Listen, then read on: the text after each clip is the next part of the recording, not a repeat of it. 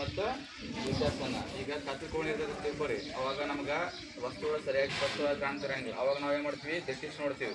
ಏನು ಮಾಡ್ತೀವಿ, ದಟ್ಟಿಸಿ ನೋಡ್ತೀವಲ್ಲ, ಅವಾಗ ಏನಪ್ಪ ಅಂದ್ರೆ ಈ ಮಸೂರು ಏನು ಮಾಡ್ತೈತಿ, ಸರಿಯಾಗಿ ನಮ್ಗೆ ವಸ್ತುಗಳು ಗೋಚರ ಆಗಲಿಕ್ಕೆ ಸಹಾಯ ಮಾಡ್ತೈತಿ. ಹೌದಾ?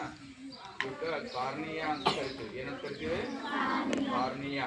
ಮತ್ತು ವರ್ಣಪಟಲ ಅಂತೇಳಿ ಏನು ಮಾಡ್ತೀವಿ, ಕರಿತೀವಿ. ವರ್ಣಪಟಲ ಅಂತಂದ್ರೆ ಇದು ಎದಕ್ಕೆ ಕಾರಣ ಆಗಿರ್ತೈತಪ್ಪ ಅಂತಂದ್ರೆ, ಈಗ ಕೆಲವೊಬ್ರು ಕಣ್ಣು ಹಳದಿ ಇರ್ತಾವೆ. ಹೌದಾ? ಕೆಲವೊಬ್ರು ಬೆಕ್ಕಿನ ಕಣ್ಣು ಇರ್ತಾವೆ, ನೋಡಿರಲ್ಲ. ಕೆಲವೊಬ್ರು ಕಣ್ಣು ನೀಲಿ ಇರ್ತಾವೆ. ಹೌದಾ? ಅದಕ್ಕೆ ಏನು ಮುಖ್ಯ ಕಾರಣಪ್ಪ ಅಂದ್ರೆ ವರ್ಣಪಟಲ ಅಂತೇಳಿ ಕರಿತೀವಿ. ಏನಂತ ಕರಿತೀವಿ, ವರ್ಣಪಟಲ. ಆ ವರ್ಣಪಟಲದ ಕಾರಣದಿಂದಾಗಿ ಮನುಷ್ಯರಲ್ಲಿ ಕಣ್ಣುಗಳೇನಾಗಿರ್ತಾವ, ನೀಲಿ, ಹಳದಿ, ಈ ರೀತಿಯಾಗಿ ಏನಪ್ಪ ಅಂದ್ರೆ ಬೇರೆ ಬೇರೆ ರೀತಿ ಕಣ್ಣುಗಳನ್ನು ನಾವೇ ಮಾಡ್ತೀವಿ, ನೋಡ್ತೀವಿ. ಹೌದಾ? ಇದರಿಂದ ಇನ್ನೂ ಏನಪ್ಪ ಅಂತಂದ್ರೆ ವಿಸ್ತೃತವಾಗಿ ನಾವು ಪ್ರೊಜೆಕ್ಟ್ನಾಗ ನೋಡುವಂಥದ್ರ ಬಗ್ಗೆ.